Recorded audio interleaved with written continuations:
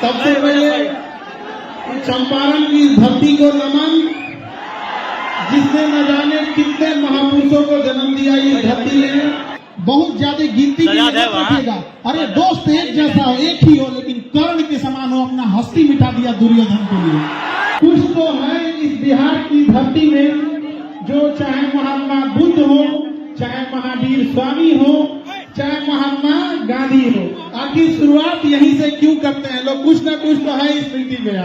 और यहाँ जितने लोग आप लोग आए हैं, कुछ ना कुछ उम्मीद से आए होते हैं भाऊ। हम जब यहाँ आए तो जब देखे आप लोग की संख्या तो पहले ही बोले हम अनिकेत जी से, इससे बड़ा हॉल है कि नहीं है यहाँ। आज भी देखिएगा ना, गांव में आप जानिए तो एक तल्ला घर ढलाया होगा और उसमें से पिलर का छड़ निकाल दिया होगा। उस बूढ़े बाप ने इस उम्मीद में कि उसका बेटा उसकी बेटी कामयाब होगी, अगला तल्ला ढलवा देगी यहाँ। तो इज्जत कर लो बाबू, जब तक घर में है वो लड़ेगी चाहे कुछ भी करेगी, लेकिन तुम्हारे लिए हमेशा खड़ी रहेगी तुम्हारे साथ यहाँ पर। तो हमेशा याद रखिएगा, अपने संस्कार का परिचय दीजिए। यदि शत्रु को हराना है तो शस्त्र उठाना पड़ेगा। शत्रु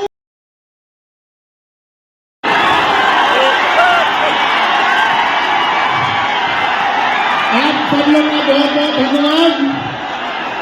एक तो सबसे पहले चंपारण की धरती को नमन, जिसने न जाने कितने महापुरुषों को जन्म दिया इस धरती में, न जाने कितने युग परिवर्तन को न दिया इस धरती का। वक्त आप तासीर करिए कि आज भी यदि बिहार में किसी को कुछ शुरू करना होता है तो चंपारण ही आता है। महर्षि वाल्मीकि जी की तपोभूमि, महात्मा गांधी जी की कर्मभूमि रही, जहां से पूरे देश की दिशा और दशा बदल दी गई थी। कुछ तो है इस बिहार की धरती में जो चाहे महात्मा बुद्ध हो, चाहे महावीर स्वामी हो, चाहे महात्मा गांधी हो, आखिर शुरुआत यहीं से क्यों करते हैं लोग? कुछ ना कुछ तो है इस स्मृति में। और सब जब यहाँ हमारे पास आपके अनिकेत रंजन जी आए हमारे यहाँ और बोले कि मोतिहारी चलना है और आप लोगों की समस्याओं के बारे में जब हमको अवगत कराएं, तो हमने कहा कि हम एक बार जरूर आएंगे। तो एक चीज इनकी बड़ी अच्छी लगी कि इन्होंने अपने माता के नाम पर, माँ संध्या सेवा ट्रस्ट के नाम पर इतने सारे नेक काम किए यहाँ पर। और माँ को कभी नहीं भूलना चाहिए, याद रखिएगा। तो अनिकेत रंजन जी, आपको हम इस बात के लिए बधाई और ढेर सारी शुभकामनाएं। आप ऐसे ट्रस्ट के माध्यम से और नेक काम करते जाइए और अपने माता पिता का नाम ऐसे ही रोशन कीजिए और चंपारण की धरती का विकास आगे करते रहिए। जब हमें पता चला कि ये बहुत सारी गरीब लड़कियों की विवाह जो अपने यहाँ से, अपने ट्रस्ट के माध्यम से कराते हैं, अभी हमारे यहाँ आपके पुलिस डिपार्टमेंट में थे तो हमें पता चला कि हेलमेट लगाने के लिए लोगों को प्रेरित करना, ये छोटी छोटी चीजें हैं जिससे आप समाज में बड़ा बदलाव ला सकते हैं यहाँ पर। तो इसके लिए काबिले तारीफ हैं और आप लोग भी इसमें सहयोग करेंगे यहाँ पर। और हमारे मंच पर यहाँ की मेयर प्रीति मैम, आपका भी बहुत बहुत धन्यवाद, नमस्कार मैम। और यहाँ जितने लोग आप लोग आए हैं, कुछ ना कुछ उम्मीद से आए होते हैं भाऊ। हम जब यहाँ आए तो जब देखे आप लोग की संख्या तो पहले ही बोले हम अनिकेत जी से, इससे बड़ा हॉल है कि नहीं है यहाँ। इतना छोट में नहीं के हो। अच्छा मैं बोल के जाता नहीं कि अगली बार आए तो से बोर्ड वाला मैं तो लोग व्यवस्था करके रखिए। अनिकेत जी, हम इस बात का वचन देके रहते हैं, बहुत जल्दी हम दोबारा आएंगे यहाँ पर। एक बात के लिए लगा ही नहीं कि हम कहीं दूसरे जगह आए हैं यहाँ पे।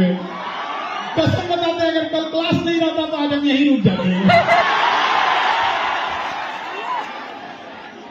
और यहाँ पे अगला जो भी जगह होगा आप देखिएगा, सब गांधी मैदान है यहाँ। हाँ, एकदम वहां पे गांधी मैदान आना है हम लोग को। देखिए, हम आपके शिक्षक जरूर हैं, लेकिन हम आपके चीजों को उतनी ही बारीकी से जानते हैं जितना आपका सबसे जिगरी दोस्त जानता होगा। इसलिए हम आपकी अच्छाइयों को भी जान रहे हैं, खराबियों को भी जान रहे हैं। इसलिए हमारे सामने होशियारी नहीं करना लोग। हमको यहाँ आने में लेट हो गया, क्योंकि हमेशा क्लास में हम दूसरे को डांटते रहते हैं, क्लास कैसे लेट हो गया। अब हमको क्योंकि पटना से आना था, हम ही को लेट हो गया। तो इसके लिए सॉरी आप लोगों को, क्योंकि बड़ा लंबा सफर होता है यहाँ पे। और आप लोग का ये उत्साह और ये जुनून देख के लगता है कि गांधी ने यही जगह क्यों चुना था, ऐसा फील होने लगा हमको कि आखिर उसको क्यों था यहाँ पे। तो ये जुनून को बचा के रखना है आप लोग को। देखिए आप सब मिडिल क्लास से आ रहे हैं, आपने गरीबी को जिया है, किताबों में नहीं पढ़ा है।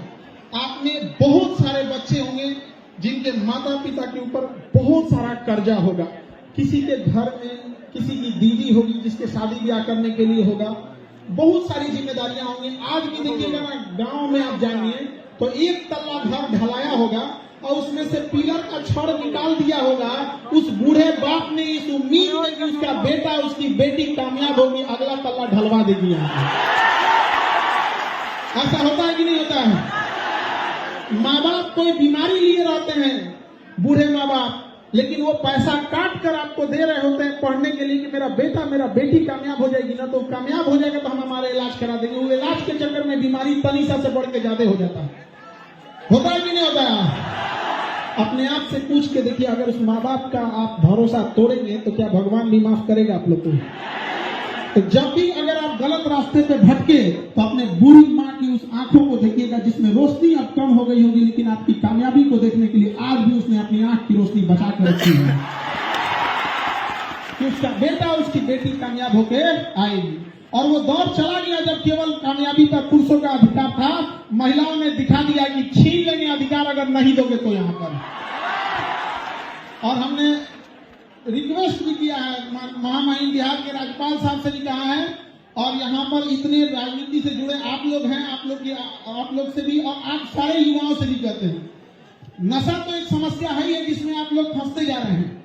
एक और हमने सुझाव दिया कि जो दहेज में गाड़ियां दी जाती है उसका नंबर प्लेट गुलाबी रंग का हो ताकि पता चले इसके बाप का नहीं है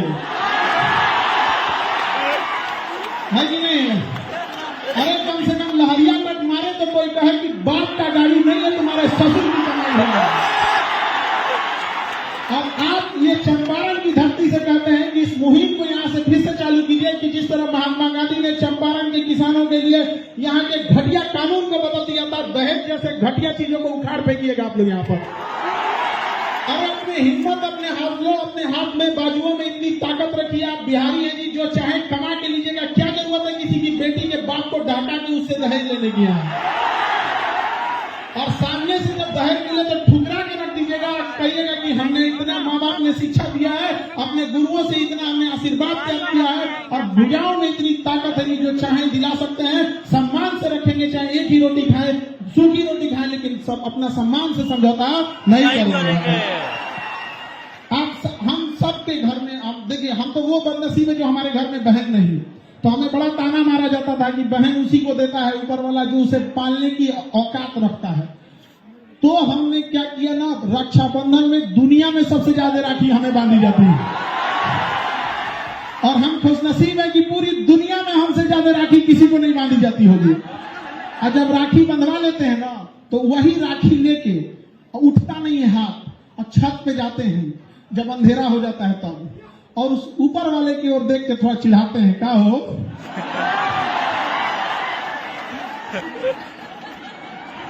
देखा तेरा एक को बहिन ना दे लो, आई देख लो। शायद इसी सब की वजह से हम बिहारी लोग बदनाम हो जाते हैं कि केकरों से टकरा जाता है तो दुख तो है इस बात का। जब कभी हमें प्रॉब्लम आता है तो कई बार ऐसा लगता है कि काश मेरा भी एक बड़ा भाई होता, और जब कभी घर में कोई बीमार पड़ता है तो फील आता है काश मेरी भी एक बहन रहती। घर को जितना अच्छे से बहनों ने संभाल के रखा है, कोई नहीं संभाल सकता है उस चीज को।